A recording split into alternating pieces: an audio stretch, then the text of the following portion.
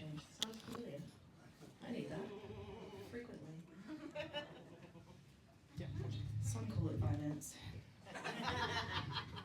Thanks, Charlotte. I think we're all feeling the mood in the rooms is pretty heavy, but in the resilient and fun mood that our community is in, we'll also try and get a few gags in. I want to pass to Josie for our reflection. After listening to Charlotte and Troy, I stand here as a Trulilaway girl. I only found out my mom 3.5 years ago when I worked with the Aboriginal people at Ladumano in the Northern Territory and at Yalata. I got told that I was one of them, and it was only 3.5 years ago that I found out from my now late uncle that my great-great-grandmother was stolen by fishermen from northern Tasmania.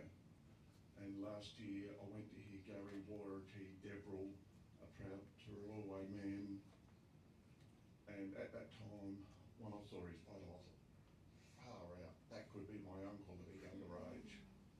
And when I showed Gary the photo, he said, oh, yeah, you're definitely Trulilaway.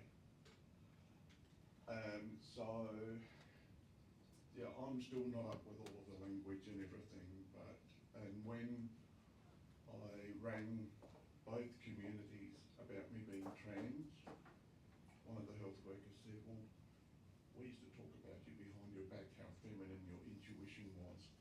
You were treating us as a lady, not a man. So, they knew before I did. I'm here because, there's not a lot of facts about the number of people that have suicided due to their sexuality or trans. I'm a survivor. I had a gay partner that tried to kill me with 3 comas, and the 3rd one I was in septic pneumonia and multi-organ failure, and I'm here. I just want to remember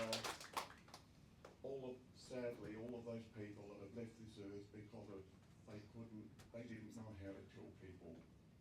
And in 2021, I actually cut off my genetic family because I just got sick of being called an abomination.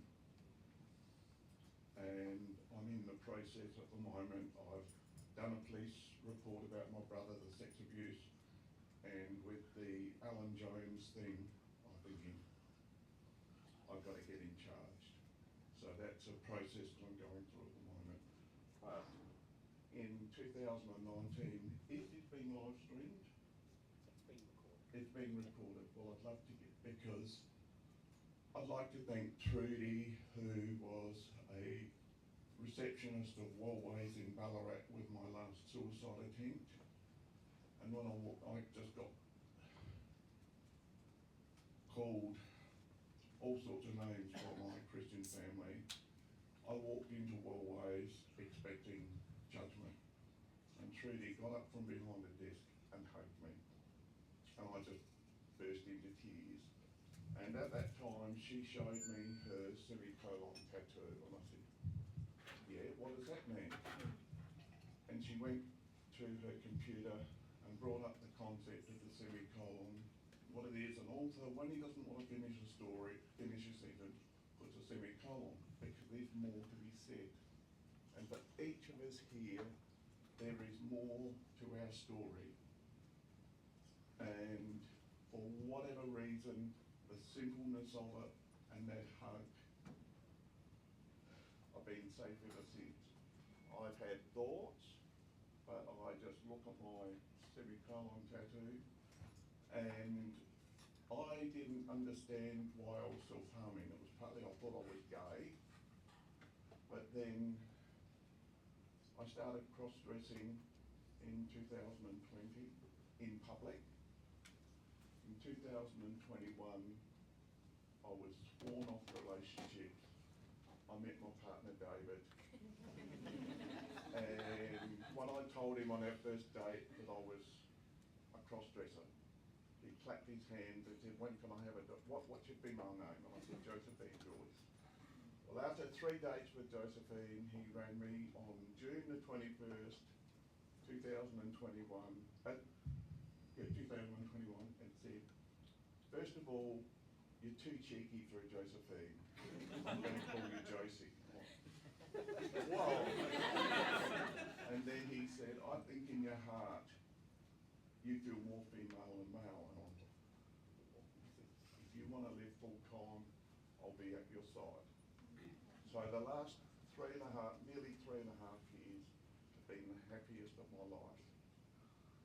And last year when I was baptised the 3rd time in the Pilgrim Uniting Church, I realised that by rights, with my suiciding and with the 3 times, I should be dead. But I'm here. And I just want to give a message out to people, the love to just keep on keeping on, because there is light at the end of the tunnel. Guys, I don't know if you know, but I got diagnosed with ADHD recently, which means I leave all my possessions everywhere. Anyway, here's a microphone. Yeah. Recently in Parliament, conversion practices, Karen Mayer presented a bill, and it was passed 13 for and 8 against. I was there with Brett and a few other people, and I used the excuse of a toilet stop because I couldn't cope with the rant from the Liberal side of things, but it was passed, and when it actually becomes law, there is going to be redress for those of us who went through conversion therapies, which, excuse the French, fucked up our lives. And I realised that is what was the reason I was suiciding, because I didn't know, I had a Hitler mum, and that's one reason why I've cut her off. She said jump, we said how high, and that was for 54 years. So finally, when I was 55, I got the guts to stand up to her.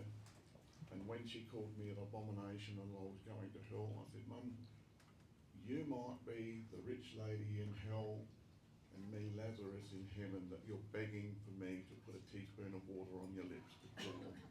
And she hung up on me. Well, I got a chance in 2021, where with what I shared with her about my oldest brother, she said, if I've given birth to two homosexual sons, I'm going to kill myself tonight. And that was my last contact